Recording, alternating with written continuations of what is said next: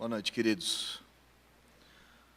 Vamos abrir as nossas Bíblias na carta do apóstolo Paulo à igreja dos Romanos, capítulo de número 8, versículo de número 31, até o versículo de número 39. Romanos, capítulo de número 8, versículo de número 31, até o versículo de número 39.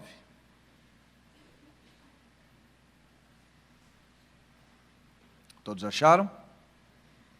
Está escrito na santa palavra do Senhor: que diremos, pois, à vista dessas coisas? Se Deus é por nós, quem será contra nós? Aquele que não poupou o seu próprio filho, antes por todos nós o entregou, porventura não nos dará graciosamente com ele todas as coisas? Quem intentará acusação contra os eleitos de Deus? É Deus quem os justifica. Quem os condenará?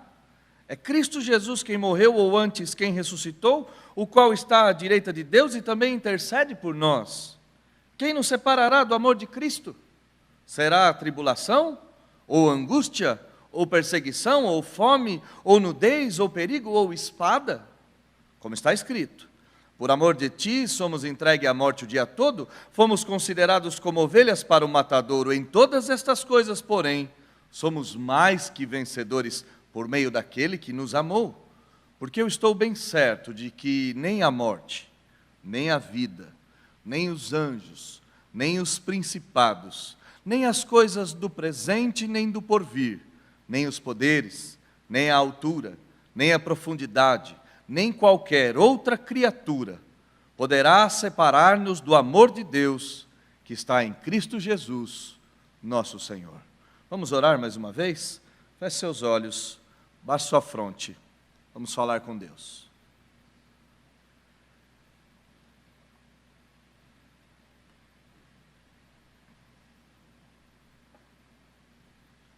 Deus Pai Todo-Poderoso, Criador dos céus e da terra, diante da Tua presença, nesta igreja, nesse local, onde a Sua igreja se reúne, cantamos aqui que proclamaremos o Teu amor para sempre. Faremos isso porque a morte de Jesus nos fez alvo mais que a neve. E isto é uma obra tão grandiosa, tão inigualável, que não poderíamos ter feito outra coisa a não ser dizer que Tu és grande. Lemos a Tua palavra, oramos a Tua palavra, intercedemos uns pelos outros, declaramos que entregaremos todas as coisas ao Senhor, porque aprove ao Senhor residir em nós e nos transformar. Ó Deus, e a forma ordinária pelas quais o Senhor nos transforma, o Senhor nos molda, é por intermédio da Tua palavra, que foi aberta, que foi lida e que será exposta. Ó Deus, então a minha oração, a minha súplica, é que o Senhor mesmo, que é tão grande, que é tão maravilhoso, cumpra os desígnios que o Senhor mesmo predestinou para esta noite. E que eu não venha atrapalhar, que eu não venha dificultar a Tua ação, pelo contrário. Toma-me e usa-me como voz do Senhor, como boca Sua, para que o Seu nome, e apenas o Seu nome, seja glorificado. Fala com aqueles que estão aqui, fala com tantos outros que estão em tantos lugares pela internet. Fale com todos nós, para a glória do Teu nome. Nós oramos em nome de Jesus. Amém. É possível que alguém, ou alguma coisa, ou alguma circunstância, nos afastem de Deus e nos façam cair do estado de graça, ou em outras palavras, perder a salvação que nos foi dada gratuitamente na cruz? É possível que alguma coisa neste mundo seja suficientemente forte para nos afastar de Deus e do seu amor em Cristo Jesus? É possível que alguma criatura, que algum elemento, que algum indivíduo, que algum ser criado, seja suficientemente forte e capaz para arrancar-nos das mãos do Senhor e nos roubar a salvação dada na cruz do Calvário? Essas são as perguntas que esse texto irá nos responder nessa noite. Eu fui chamado aqui para falar sobre a doutrina da perseverança dos santos, e essa doutrina foi cunhada, foi estabelecida, foi nominada há mais ou menos 400 anos atrás, numa cidade chamada Dordrecht, naquilo que ficou conhecido como o Sínodo de Dort. As igrejas dos Países Baixos se reuniram a fim de defender a sã doutrina, a fim de defender a sua soteriologia, ou em outras palavras, a sua doutrina da salvação. Pastores se reuniram e durante 2 anos aproximadamente debateram, e debateram, e debateram. É importante que neste ano de 2018, no dia 13 de novembro, nós comemoraremos 400 anos dos cânones de Dort. Os cânones de Dort ficaram conhecidos como 5 pontos do calvinismo, e o último desses pontos foi então chamado de a doutrina da perseverança dos santos. A doutrina de que os santos perseverarão até o final, que os santos se manterão na graça, e se manterão na graça em meio a todas as dificuldades e circunstâncias, e se manterão até o final. Nós, presbiterianos, temos como nossas declarações de fé, ou o conjunto daquilo que nós cremos, o breve catecismo, o catecismo maior e a confissão de fé de Westminster. E o catecismo maior, na pergunta 79, faz a seguinte pergunta: poderão os verdadeiros crentes cair do estado de graça em razão de suas imperfeições e das muitas tentações e pecados que os assaltam?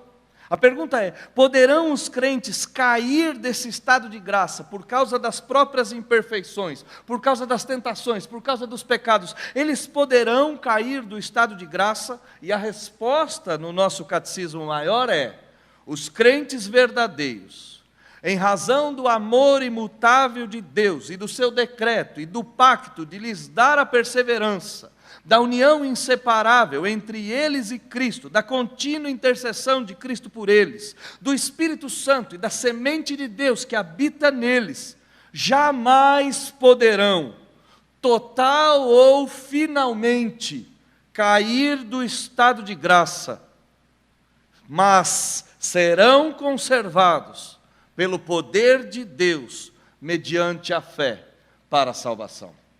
Olhe comigo nesse texto que nós lemos, para verificar se o nosso catecismo maior, ou se os homens pastores do passado, que escreveram os cânones de Dort, estão certos.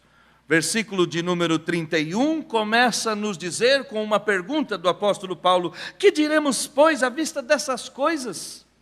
E, obviamente, esta pergunta que o apóstolo Paulo está fazendo se refere à porção anterior de texto que nós não lemos nesse momento. Mas eu gostaria que você olhasse comigo e nós pudéssemos verificar quais são essas coisas que Paulo está dizendo. O que eu vou dizer diante de tudo isso? Versículo 28 até o versículo 30, essas coisas nos são ditas. Versículo 28 diz: sabemos que todas as coisas cooperam para o bem daqueles que amam a Deus, daqueles que são chamados segundo o seu propósito. O apóstolo Paulo está terminando a sua linha de raciocínio no capítulo 8, dizendo: todas as coisas cooperam para o bem daqueles que amam a Deus. Todas as coisas, todas as circunstâncias, todos os experimentos, todos os andamentos da vida cooperam para o bem daqueles que amam a Deus, daqueles que são chamados segundo um propósito divino. E qual é o propósito? O propósito está aqui no versículo de número 29. Porquanto aos que de antemão conheceu, também os predestinou para serem conformes à imagem do seu Filho, a fim de que ele seja o primogênito entre os mortos. O que Paulo está dizendo é: todas as coisas cooperam para o nosso bem, e o nosso bem é um propósito divino de nos fazer conformados à imagem do Filho. O que Paulo está dizendo é que todas as coisas que ocorrem no nosso derredor, na nossa vida, no nosso interior e no nosso exterior, fazem parte de um propósito divino, de um propósito pelos quais Deus predestina o homem a ser conformado à imagem do Filho. O que Paulo está dizendo aqui é que tudo que ocorre, ocorre para fazer com que Cristo seja visível em nós. Mas não bastou apenas Deus ter feito isso. Porque além dele nos fazer como nosso irmão mais velho, como nosso referencial, como nosso representante Jesus Cristo, versículo 30 diz que ele predestinou para sermos igual a Cristo, mas também nos chamou, e esses a quem chamou ele fez justo, e estes a quem ele justificou, ele também glorificou. É óbvio que Paulo, quando terminar de pensar nessas coisas, vai dizer: o que eu posso dizer diante disso? É grande demais isso que Deus fez. Deus faz com que tudo coopere para o meu bem, e esta cooperação faz parte de um propósito de fazer com que Cristo seja formado em mim. Deus apenas não determinou que isso ocorresse, mas Ele me chamou para que isso ocorresse, Ele me fez justo para que isso ocorresse, e Ele pôs a sua glória em mim para que isso ocorresse. O que dizer então a partir dessas coisas? Talvez a resposta seja: nada. É grande demais. É maravilhoso demais, porque se não bastasse nos chamar para formar Cristo em nós, Ele garante que todo o processo será feito. Ele garante que todo o processo será estabelecido. A pergunta que talvez venha até os nossos lábios seja: será que Deus irá cumprir mesmo esse seu propósito? Será que Deus é tão Deus do seu povo ao ponto de cumprir isso? Ao ponto de conformar a imagem do seu Filho em nós, de nos predestinar para isso, de nos chamar para isso, de nos santificar para isso e colocar a sua glória para isso? Será que Deus é tão capaz de fazer todas essas coisas ao ponto de nós nunca mais sairmos da presença dEle? Olha comigo o versículo de número 31. Paulo começa a responder se Deus é Deus pelo seu povo, se Deus é Deus do seu povo. E a pergunta retórica é maravilhosa: se Deus é por nós, quem será contra nós? Esse sezinho aí da sua Bíblia, esse se, não é uma condicional de possibilidade no sentido que Deus pode ou não pode ser Deus pelo seu povo. A condicional aqui não tem nada a ver com Deus. Não é, será que Deus pode ou não pode fazer isso? Esse se não significa isso. Esse se é uma condicional voltada mais para os ouvintes de Paulo, para os leitores da carta e para nós outros. Será que este Deus já foi experimentado por mim e por você? Será que esse Deus já foi confessado por você como seu único e suficiente Salvador? Será que esse Deus já foi sentido e recebido por você? Em outras palavras, o que Paulo está dizendo: será que você já experimentou a experiência da conversão? Você já viveu a experiência da nova vida? Você já viveu a experiência da regeneração? Você de fato é um cristão? O Deus das Escrituras é o seu Deus? O Deus de Abraão, Isaque e Jacó é o seu Deus? Esse Deus é o seu Deus? Se sua resposta for sim, se sua resposta foi de fato é o meu Deus, Paulo então conclui: quem será contra você? Quem é contra você então? Se este Deus é o seu Deus, quem é contra você? Deus é por você? Se a resposta for afirmativa, o que pode então se levantar contra você? Mas talvez você pense: esse pastor não conhece nada de campo missionário.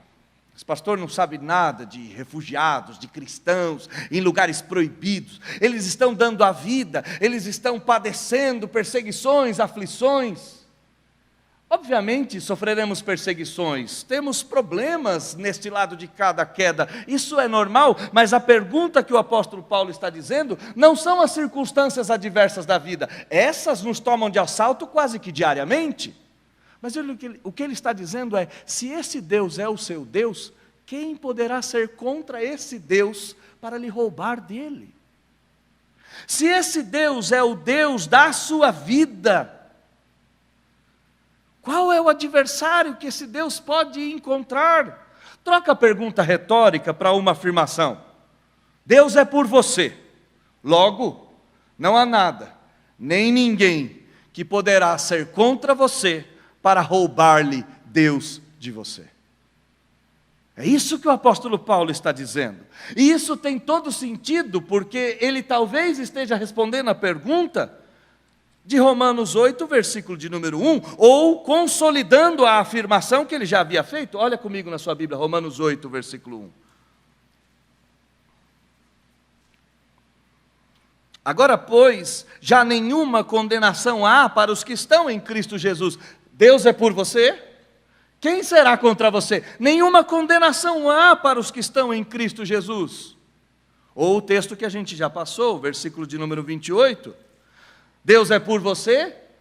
Quem será contra você? Nenhuma condenação há, e todas as coisas cooperam para o seu bem. Elas não ocorrem para te tirar da presença de Deus, mas elas ocorrem para te conformar à imagem do Filho de Deus. Irmãos, saibam disso de forma clara. Deus é Deus pelo seu povo. Ele é Deus de um povo específico. E se Ele é Deus por nós, se nós fazemos parte deste povo, se nós já estamos inclusos nesta família da fé, quem será contra nós? A grande verdade é que Deus tem sido nosso refúgio e fortaleza, socorro bem presente nas tribulações há muito tempo. A quem temeremos? Ninguém pode nos tirar das mãos dele. Jesus nos disse isso: todo aquele que o Pai me dá, esse virá a mim, e o que vem a mim, de modo nenhum o lançarei fora, e a vontade de quem me enviou é esta, que nenhum eu perca de todos os que me deu, pelo contrário, eu o ressuscitarei no último dia. Se Deus é por nós, quem será contra nós? Se Deus é o meu Deus, qual será o ser que pode me roubar desse Deus? Quem pode nos tirar da mão do Pai e do Filho? Saibam, irmãos, que nem os de fora, nenhum daqueles que estão lá fora, são suficientemente capazes de nos roubar da mão de Deus. Nenhum dos que estão aqui dentro desse ambiente, e nenhum daqueles únicos que estão aqui dentro. Os de fora, os de perto e o de dentro não é capaz de nos tirar da presença de Deus. Talvez a outra pergunta que você faça, a primeira foi, será que Deus é Deus pelo seu povo? A segunda pergunta pode ser, tá bom, eu já entendi que Deus é Deus pelo seu povo, mas Deus não poderia mudar de ideia no meio do caminho? Ele não poderia, em algum momento, contrariar a própria história que ele começou a fazer? Ele não poderia, em algum momento da jornada, dizer, eu mudei meus planos? Sendo Deus, ele não poderia simplesmente retroceder, recuar? Note o que Paulo diz no versículo de número 32. Aquele que não poupou o seu próprio filho, antes por todos nós o entregou, porventura não nos dará graciosamente com ele todas as coisas?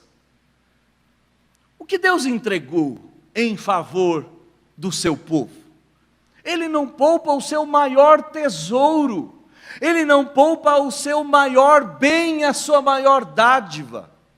Enquanto eu escrevi o sermão, uma imagem infantil e quase que tola me vinha à mente. Nós crescemos assistindo e reassistindo milhares e milhares e milhares de vezes a Turma do Chaves, e não existe quem não tenha assistido um episódio sequer. E eu escrevendo isso daqui, faço parte dessa, nasci na década de 70, sou de 78, cresci sendo inundado por isso, não tinha Netflix, não tinha TV a cabo, tínhamos meia dúzia de canais e um deles passava sempre a mesma coisa. Pois bem, um dos personagens, uma mulher, tem um filho. E ela chama esse filho de Kiko, meu tesouro. E talvez isso evidencie bem o que Cristo é para o seu Pai e o que o Pai entrega em nosso favor. Ele entrega o seu maior tesouro, aquele que não poupou o seu próprio filho. E não poupou o seu filho para quem? Por todos nós.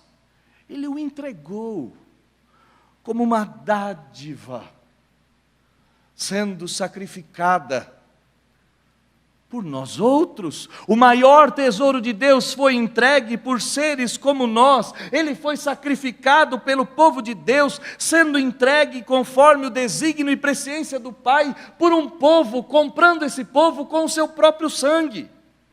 Um escritor antigo tinha toda razão quando escreveu: quem entregou Jesus para morrer não foi Judas por dinheiro, não foi Pilatos por medo, não foram os judeus por inveja. Quem entregou o Senhor Jesus em favor da igreja foi o Pai, e Ele fez isso por amor. John MacArthur, um escritor e pastor batista americano, diz: como poderia ser possível para Deus estar disposto a sacrificar o seu próprio filho por amor àqueles que creem nele e depois expulsar da sua família e do seu reino alguns desses crentes comprados com o preço de sangue? Como que Deus poderia fazer algo assim? Ele entrega o seu filho, Ele te compra, Ele te resgata, em algum momento Ele te daria de volta para o mundo, aquele que nos transportou do reino das trevas para o reino do Filho do seu amor, poderia em algum momento da jornada se arrepender e voltar? Será que Deus faria menos por nós do que Ele fez para nos salvar, depois de nos ter salvo? Será que Ele simplesmente poderia deixar de fazer alguma coisa depois de ter entregue o seu maior tesouro?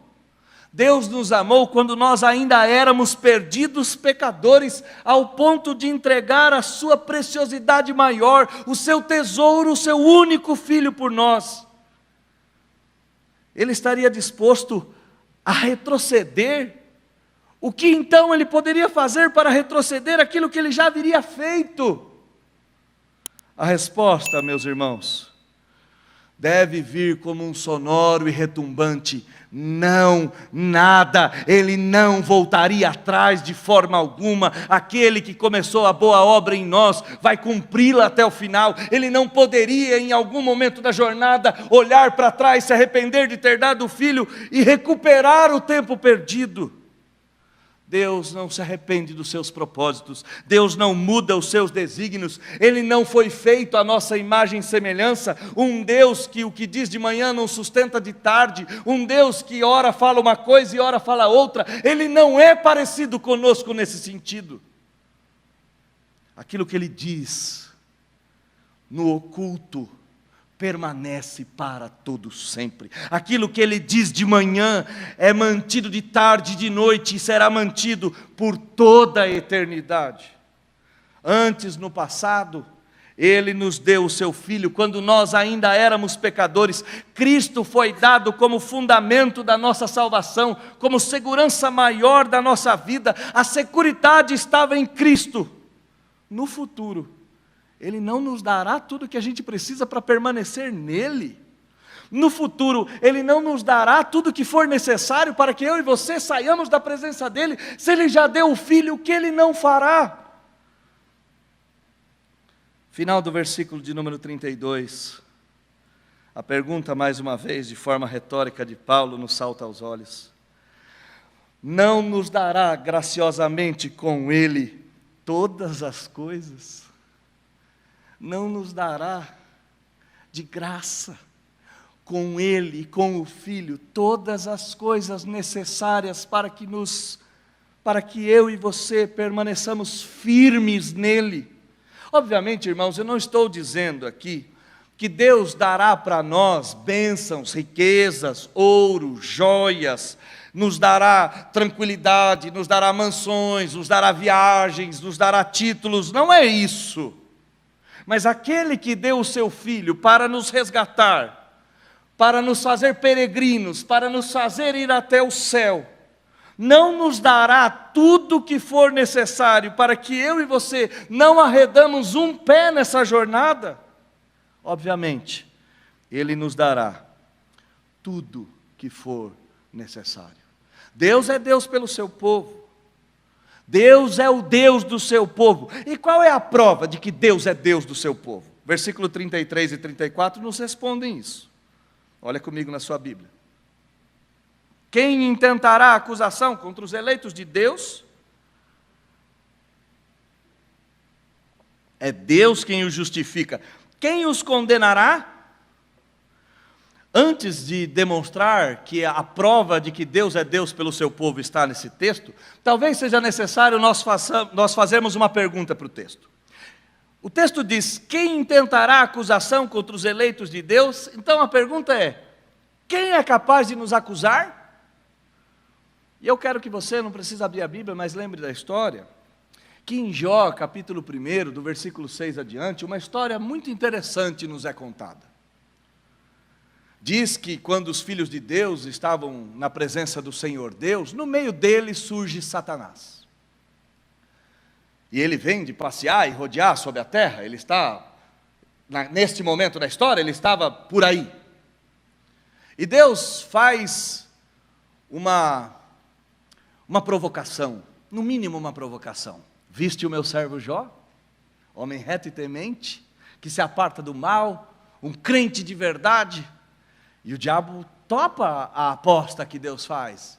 E contrapõe o Senhor Deus e diz também, ele tem de tudo. Toca no que ele tem, você vai ver se ele não blasfema. E Deus aposta no seu servo e fala, então vai lá, toca em tudo que ele tem. Mas há um outro texto em Apocalipse, lá no final da Bíblia, Apocalipse capítulo de número 12, que diz que foi expulso o grande dragão, a antiga serpente, que se chama Diabo e Satanás, o sedutor de todo mundo, ele foi atirado para a terra e com ele os seus anjos. Jó diz que o diabo ia até a presença de Deus, e Apocalipse diz que ele foi lançado da presença de Deus. A pergunta é, quando isso aconteceu? Quando foi o momento histórico em que isso aconteceu? E eu, irmãos, entendo que não existe texto mais claro para dizer isso do que quando Jesus manda os 70 em missão. E ele diz, eis que eu vi Satanás sendo atirado do céu e sendo expulso da presença de Deus. Em Colossenses capítulo de número 2, versículo 15, diz que na cruz, Cristo se livra do poder do diabo, que ele humilha o poder do diabo e leva o diabo prisioneiro como um desfile de guerra.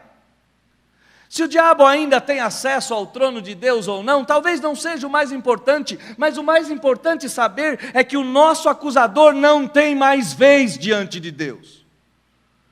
As artimanhas dele foram descobertas, a sua atuação foi limitada, o seu acesso restringido, o seu caminho para nos acusar está fechado. O Rei do Universo assim o fez. Quem intentará acusação contra os eleitos, contra os escolhidos de Deus? Se não há acusador, não há acusação. Se não há acusação, não há condenação. E não há condenação porque Deus em Cristo nos fez totalmente, amplamente, profundamente, eternamente justos. Não há como acusar alguém que é justo. Não há como adentrar diante do Rei da Glória com uma mentira contra aqueles que foram justificados. Justificados, pois, temos paz absoluta com Deus e pleno acesso ao trono da sua glória. Quem nos acusará? Ninguém. Se não bastasse, além de não haver mais acusação, ainda há um representante perene. Ainda há um representante perpétuo. Versículo 34, na segunda parte. Quem os condenará? Foi a pergunta que Paulo nos fez e eu repeti. É Cristo Jesus quem morreu, ou antes, quem ressuscitou, o qual está à direita de Deus e também intercede por nós. Quem nos acusa? Ninguém. Quem nos representa? Cristo Jesus. Ele morreu por nós. Se entregou, se encarnou. caminhou no nosso meio, suportou as nossas dores, experimentou a nossa miséria, contudo, não pecou, e por não pecar, entrega-se como um cordeiro imaculado e puro naquela cruz, satisfazendo a expiação que era uma necessidade do Pai. E por ser completamente inocente, totalmente inocente, conta-nos as Escrituras, que ao terceiro dia, Jesus ressuscita dentre os mortos. Aquela pedra não foi capaz de detê-lo, aquela tumba não foi capaz de segurá-lo, as amarras da mortalha não foram capazes de detê-los. Ele se levanta, não apenas se levanta, caminha conosco, mas sobe aos céus, e está assentado à direita de Deus, governando junto com o Pai, numa posição de destaque. Jesus Cristo, o homem, representando a humanidade diante de Deus, eu e você como um representante perpétuo no trono da glória. E o que Jesus está fazendo? Final do versículo 34, diz que Ele intercede por nós. Ele acode, pede, solicita, suplica, roga, advoga, Ele ora, Ele faz uma prece, uma reza, Ele fala aos ouvidos de Deus em favor de nós outros. Nesse momento, neste exato momento da história, Cristo está à destra de Deus Pai, intercedendo pela minha vida, pela sua vida, pelas nossas vidas. Essa semana, e mais algo interessante, que eu estava escrevendo o sermão e me veio à mente. Essa semana eu assisti 2 vídeos do Ariano Suassuna. E talvez a gente reconheça Ariano Suassuna pela sua grande obra, O Alto da Compadecida. Foi feito um filme dele com Matheus Nastergalli, representando João Grilo, que era o embusteiro, que era o enganador e tal.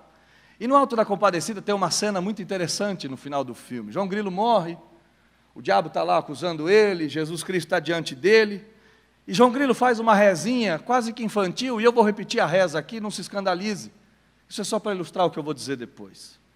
João Grilo faz a seguinte reza: valha-me Nossa Senhora, Mãe de Deus de Nazaré, a vaca mansa dá leite, a brava dá quando quer. A mansa da sossegada, a braba levanta o pé. Já fui barco, fui navio, mas hoje sou escalé. Já fui menino, foi homem, só me falta ser mulher. Valha-me Nossa Senhora, Mãe de Deus de Nazaré.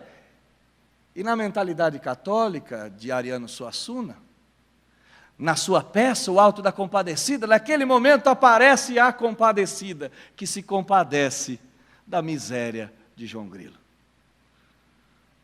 Volta para o texto. Quem é o compadecido por nós, que não está recebendo apenas as nossas orações, mas está orando em nosso lugar e em nosso favor? A compadecida não é a Mãe de Deus de Nazaré, o compadecido é o Deus de Nazaré que se encarna e assunta aos céus, e lá nos céus não apenas recebe as vossas orações, mas nesse momento o Deus de Nazaré ora por mim e por você. Ele está orando. Ele está falando no ouvido do Pai: eles são meus. Eu morri por eles, em favor deles. Não precisamos de intercessores daqui, mesmo que eles venham numa roupagem amorosa e que acalente o coração de uma mãe bendita. Não precisamos de intercessores assim, porque temos o grande intercessor. Não há condenação, porque fomos justificados. Não há acusação, porque o acusador foi destronado. Não há outra forma de nos destituir da presença de Deus e de santos, porque o Santo dos Santos, Jesus Cristo, está intercedendo em nosso favor. Ele recebe o castigo para nos dar a cura. Ele recebe o castigo para nos dar a paz. Ele é o representante da raça humana. E não se esqueça disso jamais. Neste momento, após esse momento, amanhã em outro momento, ou em todos os momentos, Cristo vive para interceder em favor do seu povo. A prova de que Deus é pelo seu povo é que tanto o Pai quanto o Filho agem em nosso favor, a fim de nos justificar, a fim de tirar o nosso acusador, assim, a fim de manter um representante legal e eterno, que não apenas nos representa, mas intercede em favor de nós.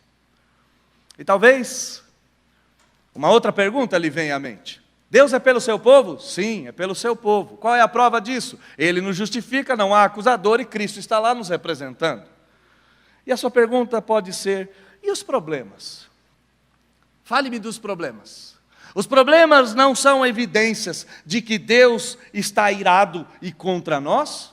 Os problemas não são claros indícios de que Deus não está conosco? No mundo antigo era assim. Via-se um leproso, dizia certamente está em pecado, Deus o está punindo.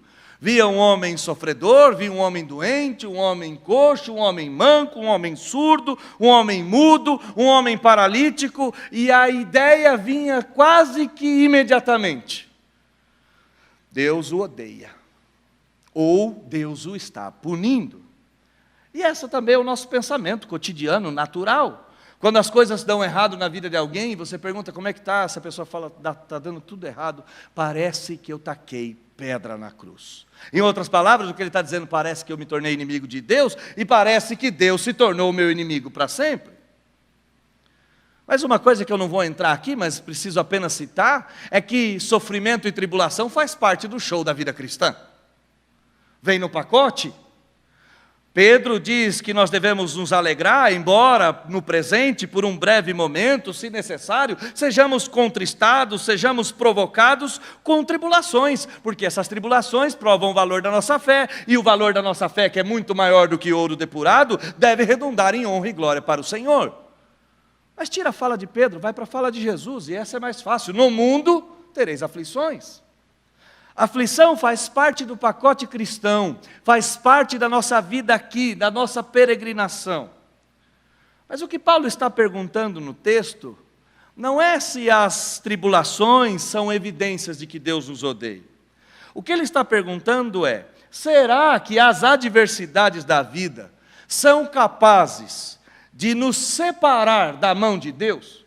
Será que os problemas do cotidiano são capazes de nos arrancar das mãos de Deus? Será que os problemas do dia a dia são capazes de nos roubar das mãos do Todo-Poderoso?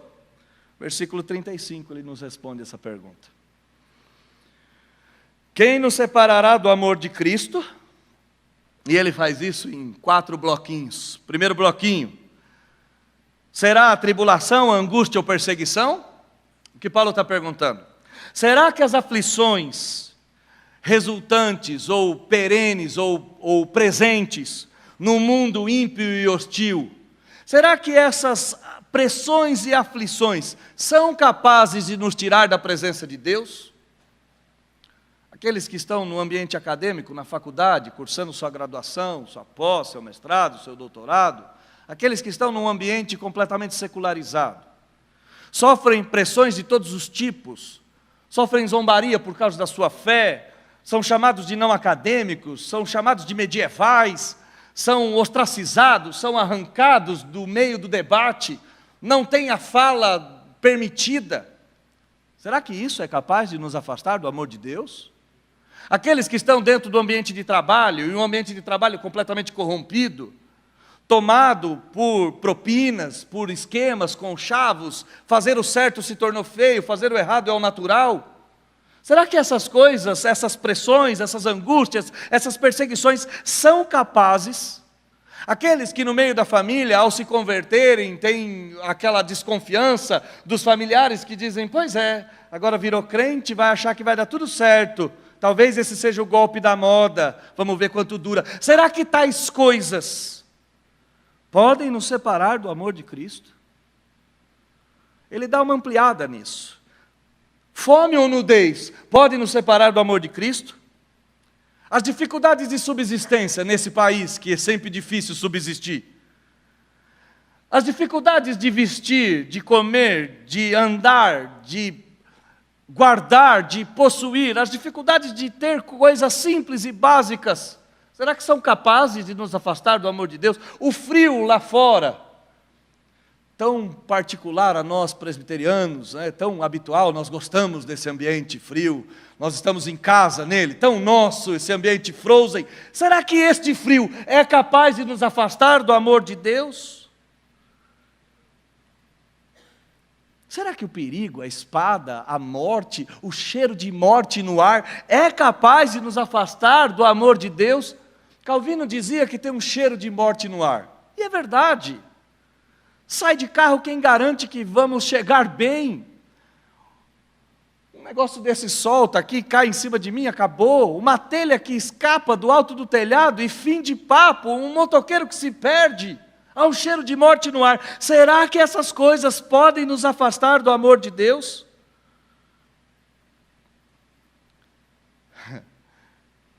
Talvez, irmãos, essas sejam exatamente evidências que mostrem a doutrina da perseverança dos santos em meio a inúmeras adversidades. São essas adversidades que no fim das contas vão dizer quem nós somos. Quando Jesus entra triunfalmente em Jerusalém, a multidão está toda declarando que Ele é rei. Mas não existe declaração mais incrível de que Ele é rei, daquele soldado que olha para a cruz e diz, verdadeiramente esse homem era filho de Deus. Não são as multidões, não são os clamores, não são os dias bons que definem quem nós somos. O que define que nós somos dele exatamente são todas essas tribulações e essas pressões que cooperam para que ele seja formado em nós em meio a muitas angústias e dores. Talvez então venha na sua cabeça, e se eu começar a servir a Jesus, e Deus me chamar para o campo missionário, e eu chegar lá me matarem? Será que essa não é a prova cabal de que eu estou separado do amor de Deus? Será que o martírio não é a prova final de que Deus não me ama? E mais uma vez a gente deve voltar para a figura do Senhor Jesus, porque Ele, quando estava na cruz sendo zombado, disseram para Ele, confiou em Deus? Vejamos se Ele vem salvá-lo. O mundo pagão pensa que o martírio cristão talvez seja a evidência de que Deus o abandonou e não quer nada com ele. Mas até isso é talvez a evidência mais sublime de que o nosso Deus enfrentou a nossa dor para nos dar a sua vida. E então, quando nós encarnamos essa realidade e avançamos diante do martírio, até isso nos mostra que nós somos dele. Versículo de número 36 diz essa realidade, como está escrito, por amor de ti somos entregues à morte todo dia, fomos considerados como ovelhas para o matadouro. O martírio, do mesmo jeito que a aflição, faz parte do pacote. Será que o martírio, então, as dores do mundo, a fome, as dificuldades, o cheiro de morte, essas coisas podem nos afastar, as pressões e aflições de um mundo ímpio, as dificuldades financeiras, os perigos da vida, o próprio martírio, tudo isso pode nos afastar? Versículo 37 diz, em todas essas coisas, porém, somos mais que vencedores, por meio daquele que nos amou. Saiba, meu irmão, que Cristo nos amou e esse amor permanece em nós, independente das circunstâncias externas e das circunstâncias internas da nossa vida. Não são parâmetros, sofrimento ou ausência de, não é parâmetro para determinar se o amor de Deus permanece ou não em nós. A gente tem que parar com essa história, tirar isso da cabeça, de que Deus me ama quando está tudo bem, e que Deus deixa de me amar quando está tudo mal. A gente tem que parar de achar, de ser pragmático, e de achar que quando há vitória é a evidência do amor. Não há. A evidência do amor não está atrelada em circunstâncias internas, ou em circunstâncias externas. A evidência do amor está atrelada naquilo que Cristo fez. Volta de novo no versículo 37, em todas essas coisas. Quais coisas? Os sofrimentos. Então sofrer faz parte do pacote. O texto nos diz que somos mais do que vencedores. E por que nós somos mais do que vencedores? Talvez a pergunta é, o que é ser mais do que vencedor? A gente tem um grande problema na nossa teologia brasileira, Tem muita igreja que é mais pagã do que igreja, tem muito problema, tem muita gente que são verdadeiros estelionatários, que pregam um evangelho que não é evangelho, dizendo que nós teremos todo tipo de bênção, todo tipo de coisas, e ser mais do que vencedor é avançar, é triunfar, é decretar, é profetizar, é ter carro, casa, viajar, é viver uma vida de luxo, é viver uma vida de glória. Isso não é evangelho. Ser mais do que vencedor é ter sido alvo do amor de Deus.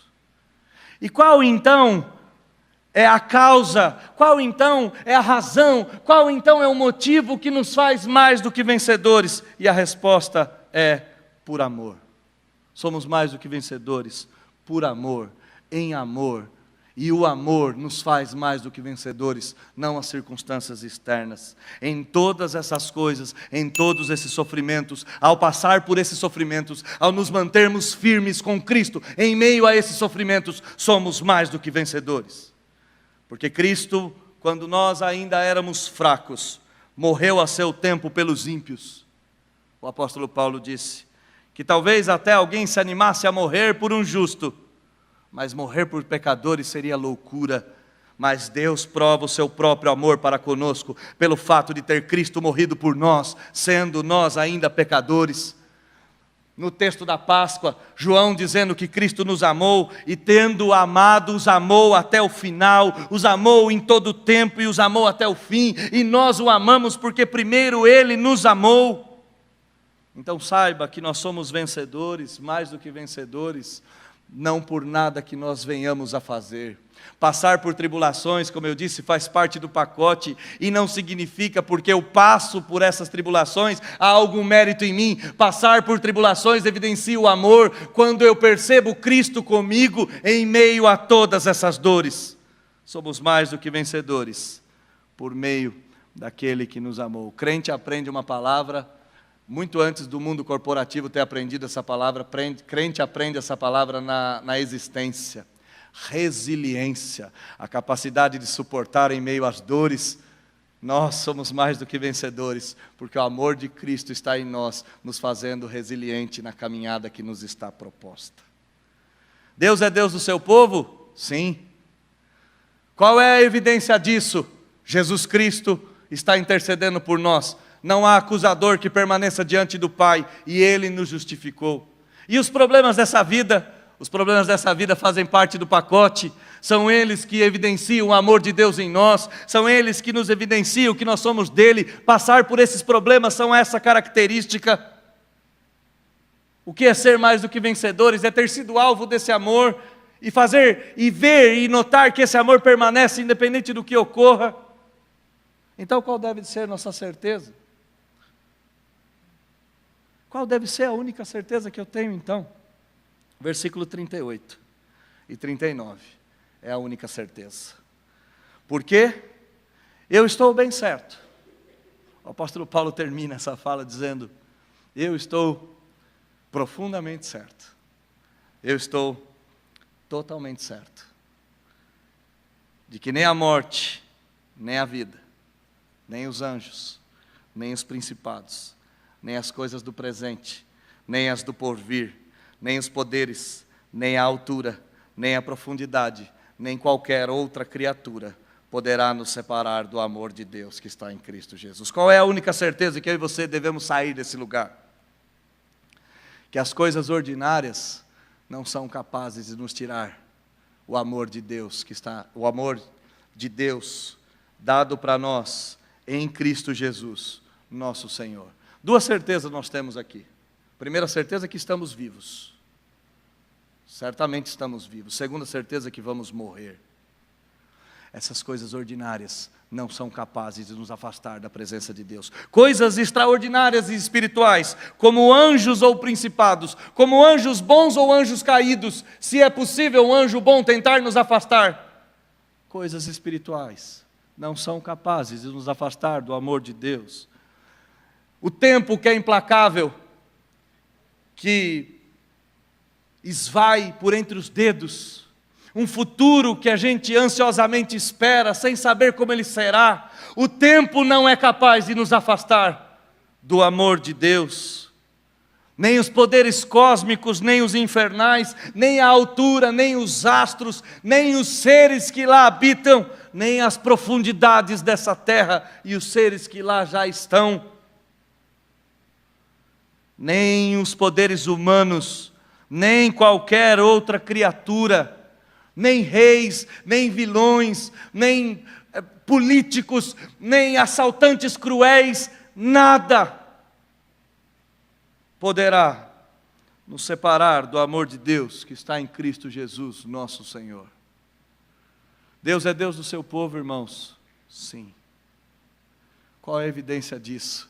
Ele nos fez justos. Cristo intercede por nós. Não há acusação contra nós. E os problemas, eles nos moldam. Eles nos fazem mais do que vencedores. Passar por eles é a evidência de que Jesus está conosco. Quando as ondas bravias da vida assaltarem a nossa existência, temos uma rocha segura para nos segurar. E ser mais do que vencedor é o que então? É ter sido alvo desse amor. Então qual é a certeza que eu tenho? A certeza que eu tenho é que nada que existe, sejam as coisas visíveis ou invisíveis, podem me separar do amor de Deus. O amor de Deus foi demonstrado na cruz. O amor de Deus foi derramado nos nossos corações. O amor de Deus frutificou em nós. O amor de Deus permanece inabalável, numa firmeza jamais vista. O amor de Deus nunca nos deixará. O amor de Deus nos conduzirá em segurança. O amor de Deus nos levará para a glória final. Não é um amor falho, não é um amor débil, não é um amor inconstante, não é um amor que ora quer e ora não quer. É um amor inabalável, é um amor fiel, é um amor perseverante. Diante disso, diz John Stott, a doutrina da perseverança dos santos deveria ganhar outro nome. A doutrina da perseverança dos santos deveria chamar a doutrina da perseverança do Deus que ama de forma incondicional os seus santos, os amará para todo sempre. Os santos perseverarão, porque o amor de Deus em Cristo Jesus é fiel e jamais irá nos abandonar. Vamos orar? Feche seus olhos, vamos falar com Deus. Deus Pai, Tu és maravilhoso. O que diremos à vista dessas coisas? Nada. Se Deus é por nós, quem será contra nós? Ninguém. O Senhor nos deu o seu Filho. Dando-nos o seu Filho, aplicou a justiça, nos fez justos, santos e justificados. Cristo, ao morrer por nós, ressuscitar e ascender aos céus, se torna o nosso representante eterno. E essa representação é visível, inclusive nos problemas da vida, porque estes nos fazem evidenciar o amor de Deus em Cristo Jesus, nos fazem mais do que vencedores. E à vista dessas coisas, só podemos dizer que estamos bem certos, que nada nessa terra será capaz de nos afastar do Senhor, nada nessa terra será capaz de nos tirar da presença do Senhor. Na peregrinação teremos problemas, choros, angústias, dores e tormentos, mas Cristo Jesus está no meio de nós, está conosco, está intercedendo por nós, nos auxiliando na jornada. Elevo meus olhos aos montes, de onde virá o socorro. O meu socorro vem do Senhor. Ele me pega pela mão, Ele me faz andar. Esse amor inabalável jamais vai se esgotar. Eu tenho absoluta certeza de que eu não vou naufragar. Quando tudo parecer não, esse amor triunfará. E quando o fim chegar, esse amor me receberá. Obrigado porque o Senhor persevera em nos amar. Somos gratos ao Senhor por Cristo Jesus.